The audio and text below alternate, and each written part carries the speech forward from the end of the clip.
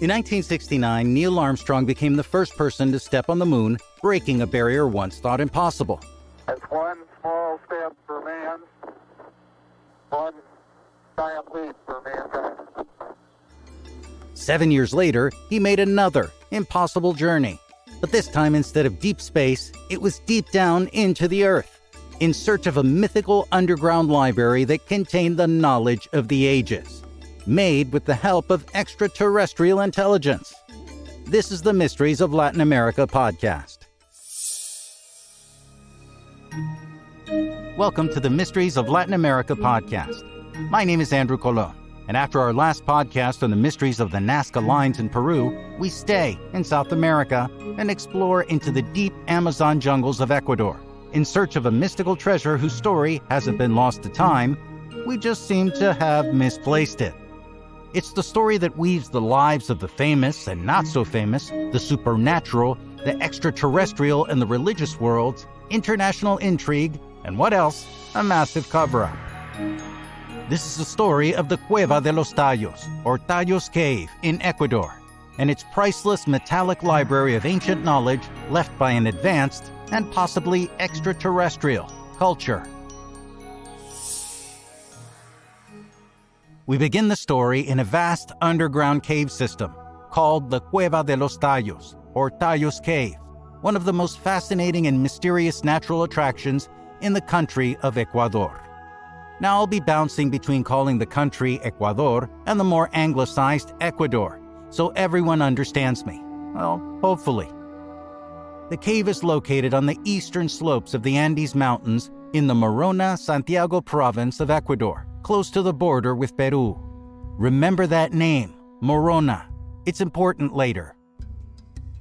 Speleologists and cave geologists estimate the age of the cave to be about 200 million years old. Getting to the site wasn't easy when it was first discovered, and it still isn't today. To get to the cave, you'll need at least 2 days, where you'll drive from the capital of Quito, take a boat down the Santiago River, and then hike to the final location of the cave. When the GPS says you're there, it means you're high up in the Amazon rainforest in a mountain range known as the Condor. To enter the cave, you'll need an official permit issued by the Ecuadorian government, and you'll need to hire members of the local Shuar community to guide you down and around. But once you're inside, you'll be deep in a totally different world, where not even the Shuar people know how to navigate all of the tunnels, passages, branches, and forks inside. And then there are the parts flooded by a good 5 meters or 16 feet of water. Not for the timid or the claustrophobic. I'm out.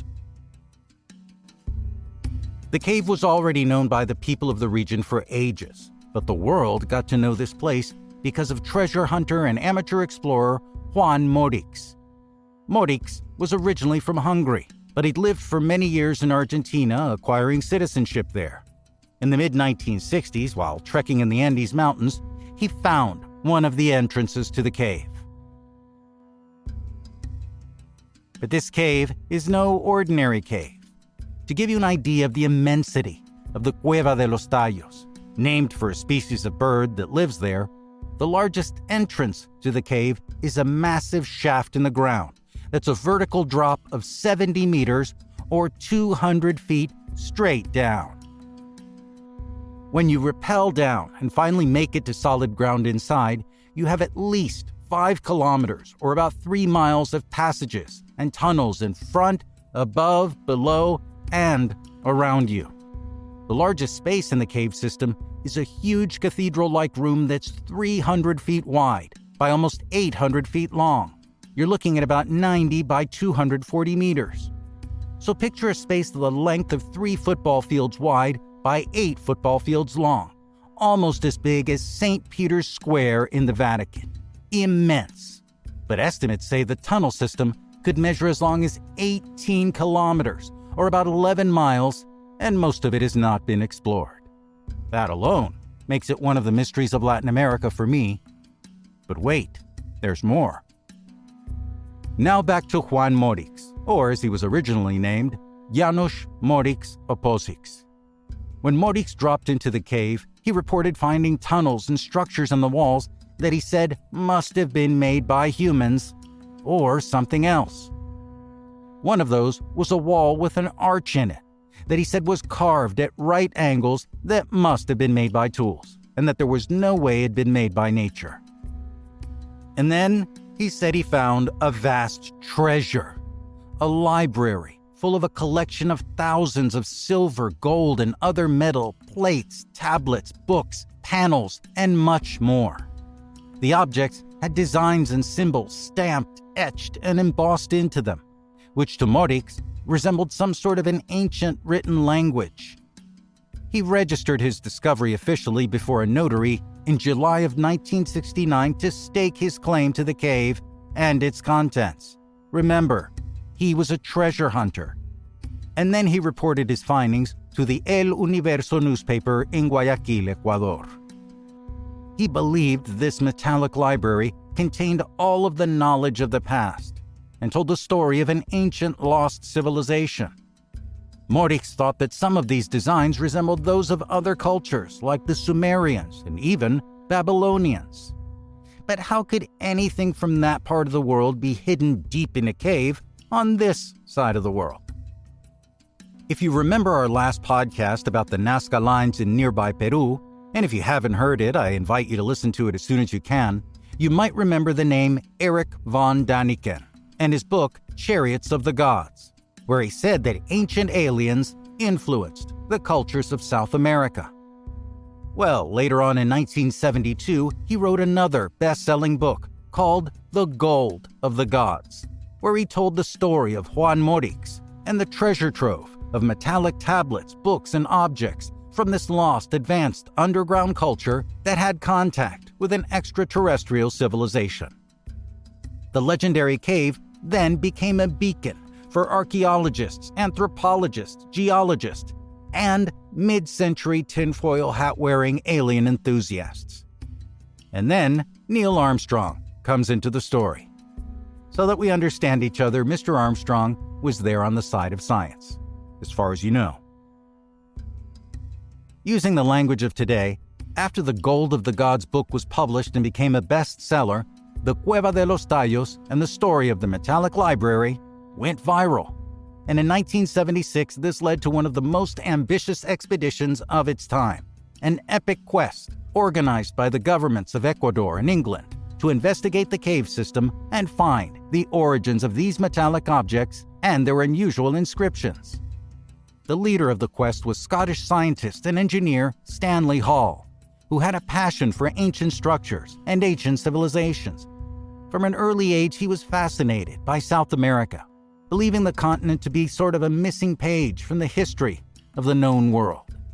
When he heard the story of Tallos Cave, he put together an unprecedented expedition that included at least a dozen scientific institutions and the Ecuadorian and British armed forces. And it was Hall who invited the celebrated American astronaut Neil Armstrong along for the adventure as its honorary president.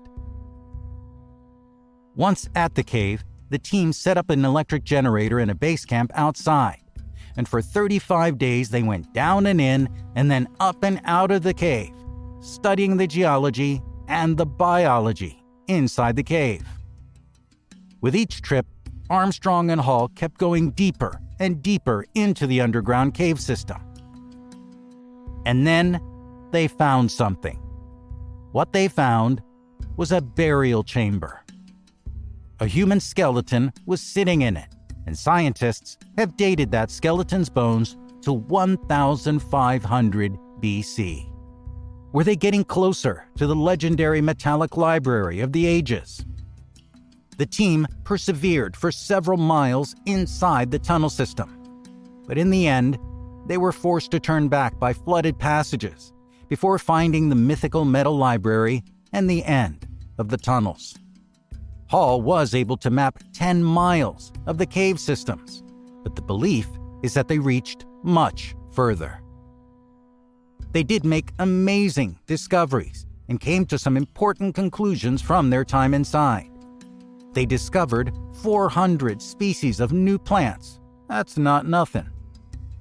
They and later studies determined that the right-angle cuts and structures described by Morix were not artificially made by man or something else. Nature had done it.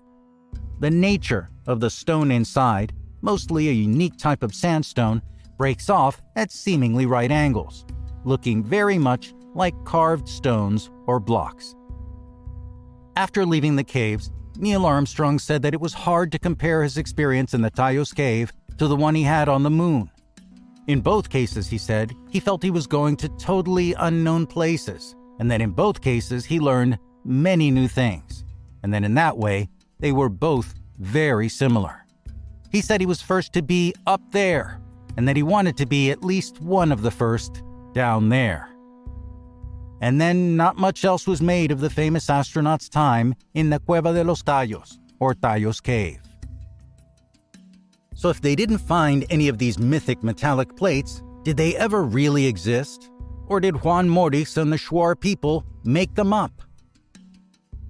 Well, to answer that question, we really need to introduce two new, well, actually old, players to our roster of people connected to the Tallos Cave mystery. The first name to know is Petronio Jaramillo. Jaramillo said that he was in the Library of Metal Artifacts back in 1946, 20-some-odd years before Morix, using a map his uncle had given him. Jaramillo's uncle had earned the trust of the local Shuar indigenous community, and in appreciation, they took him to the library. Years after the 1976 expedition in 1991, Stanley Hall, who led the expedition with Armstrong, found Jaramillo after looking for him for years.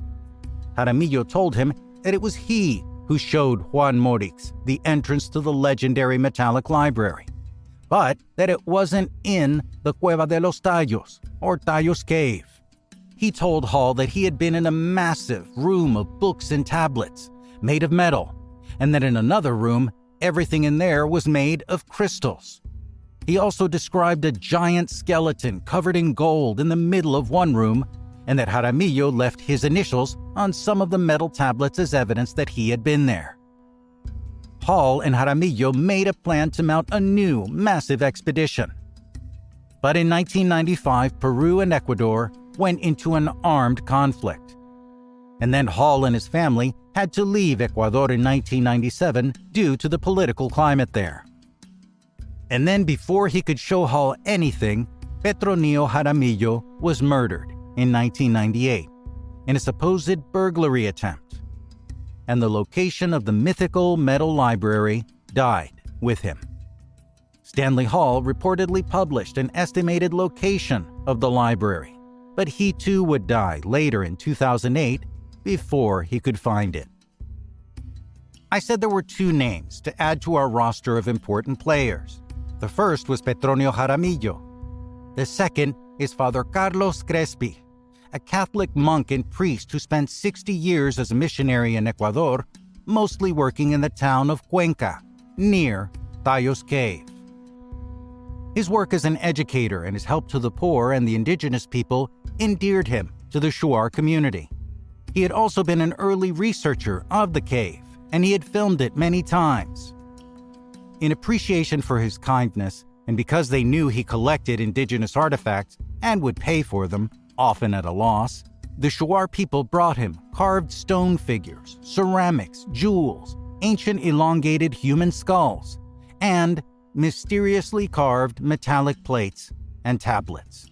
In all, thousands of ancient artifacts. The enigmatic metal pieces seemed to be very old, with symbols, designs, and what looked to be a writing system or symbolic language embossed into them. Explorer Richard Wingate, who later wrote the book Atlantis in the Amazon, visited Father Crespi and filmed the encounter with the objects, calling Father Crespi's collection that the father showed him in a dusty old shed the most valuable archaeological treasure in the world. He showed treasures made of gold and silver that were seemingly of Assyrian, Egyptian, Chinese, and African in origin. How would they have gotten there? Many of those artifacts mysteriously disappeared from the basement of the church where Father Crespi worked after his death, notably everything made of gold or silver. Much of the collection evidently was sold to the Central Bank of Ecuador, where it's supposedly stored in their vaults, and many others are now in the possession of the Pumapungo Museum in Cuenca, where they've been studied over the years. Some of the metallic plates there have been outed as modern forgeries, as they contain lead. But some copper plates may be authentic and ancient. The jury is still out. One man who was part of the original 1976 expedition, an Argentinian cave specialist named Julio Goyen Aguado, had an opinion that seemingly comes straight out of left field. He says that the 1976 expedition Stan Hall and Neil Armstrong led was financed by, of all organizations, the Mormon Church. He said that the metallic plates Morix talked about were the legendary golden tablets the Mormons say the prophet Joseph Smith received from the angel Moroni. He said that Mormon legends point to information that they were hidden somewhere in the Andes Mountains, and that it was no coincidence that the province the Tayo's cave was in was called Morona, suspiciously similar to the name Moroni, the angel. Aguayo also thought that Stan himself was an agent of British intelligence, and that he was a member of that legendary group that is a lightning rod for conspiracy theorists, the Freemasons. It might also be interesting to know that Neil Armstrong himself was also, allegedly, a member of the Masons. Now, there were other rumors that the expedition didn't exactly come out empty-handed like they said. Stories from the Shuar people say that the expedition removed 4 enormous crates, with what no one would say, and that they refused to show the Shuar people their contents before they hoisted them up and out of the Cueva de los Tallos. The Shuar people at the time said they felt used and conned by the expedition, another instance of indigenous people being tricked by an outsider to steal their treasures. And of course, no official record of those 4 crates is known to exist. After the so-called failed 1976 expedition, fewer and fewer people became interested in the metal library in the Cueva de los Tallos. Still, some people have organized expeditions to explore the massive cave system. One of the most recent expeditions was in 2018 and was headed by Josh Gates, the host of the television show Expedition Unknown.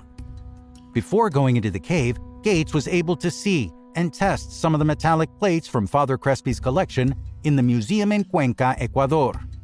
Gates was also joined on the expedition by a very special guest, Eileen Hall, daughter of Scottish explorer Stan Hall, the scientist who went down with Neil Armstrong. Down inside the cave, they found the amazing carved arch Juan Morix described back in the 60s. And after hundreds of twists and turns in very tight, dangerous spaces they literally had to crawl through, they reached the end of the map drawn by Eileen's father back in the 70s. But this time, they caught a break. A tunnel that was normally flooded and impassable wasn't, and they were able to go on further than anyone else in recent history. And there they found amazing structures and wonders, but no legendary metallic library left by an ancient or extraterrestrial civilization. Despite the various expeditions, still no one has found the metallic library of a lost civilization in the cave system known as the Cueva de los Tallos. Some people say it was stolen from the cave and sold on the antiquities black market. Others believe the metal library was taken out of the cave for safekeeping under the care of the Shuar people, in essence making them ancient underground librarians. Others still say the contents of the library are hidden in a secret location or a cave near that site, ready to be unearthed by a future intrepid adventurer. When I first heard about this story, and also while I was researching it, I kept asking myself questions like, where are Father Crespi's metal plates? Are they hidden somewhere by the government? Did they end up in the black market? Or did they never really exist at all?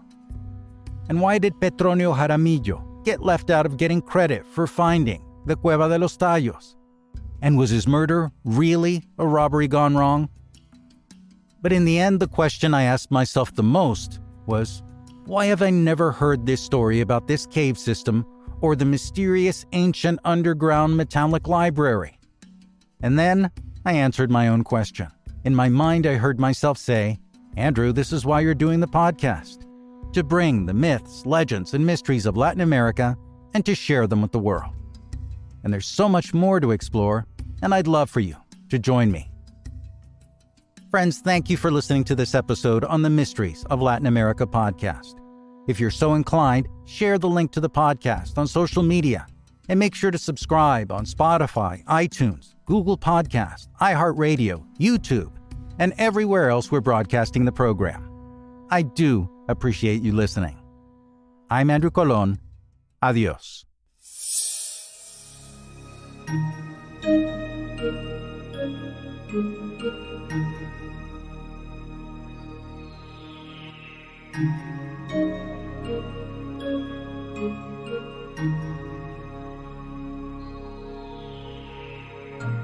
Thank you.